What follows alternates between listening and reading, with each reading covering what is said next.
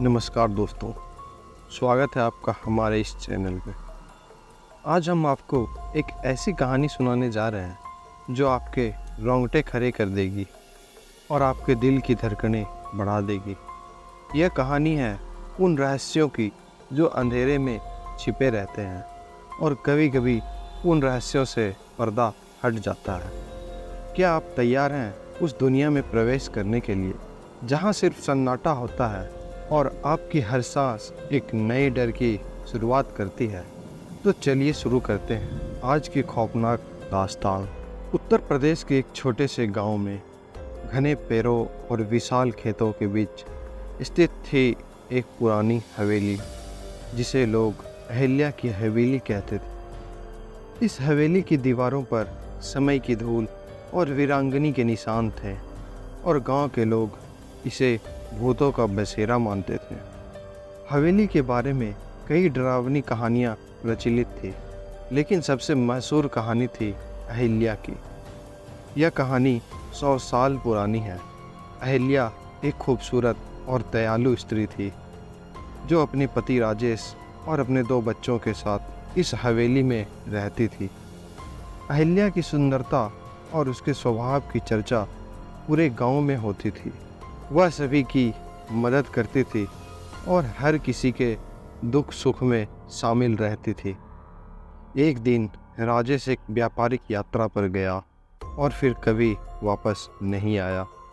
लोग कहते हैं कि वह किसी दुर्घटना का शिकार हो गया था।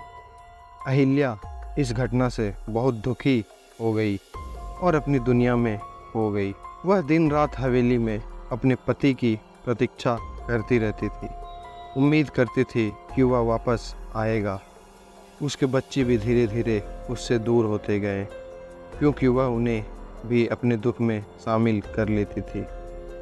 एक दिन एक आंधी आई और हवेली के पास की नदी में अड़ा गई। हवेली पानी से घिर गई और इस त्रासदी में अहिल्या और उसके बच्चे की भी मृत्यु हो गई। गांव के लोग कहते हैं कि अहिल्या की आत्मा अपने पति की प्रतीक्षा में हवेली में ही रह गई। इस घटना के बाद हवेली में अजीबोगरीब घटनाएं होने लगी। रात के समय लोगों को हवेली से बच्चे की रोने की आवाज़ें आती थी। कुछ लोगों ने अहिल्या की छवि को हवेली की खिड़कियों से झांकते हुए देखा। कहा जाता है कि जो भी उस हवेली के पास जाता है उसे अहिल्या की करुण भरी पुकार सुनाई देती थी, जैसे वो अपने खोए हुए परिवार को पुकार रही हो।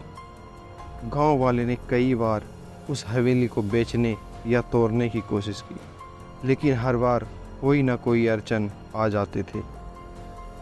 हवेली के आसपास के पेड़ और पौधे हमेशा हरे भरे रहते थे, मानो अहिल्या की आत्मा उनकी देखभाल कर रही हो। गांव के बुजुर्गों का मानना था कि जब तक अहिल्या की आत्मा को शांति नहीं मिलेगी तब तक ये घटनाएं नहीं रुकेगी।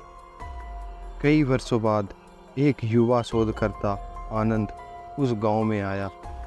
वह भूत प्रेत की कहानी में रुचि रखता था और अहिल्या की हवेली की कहानी सुनकर वह बहुत उत्साहित हो गया।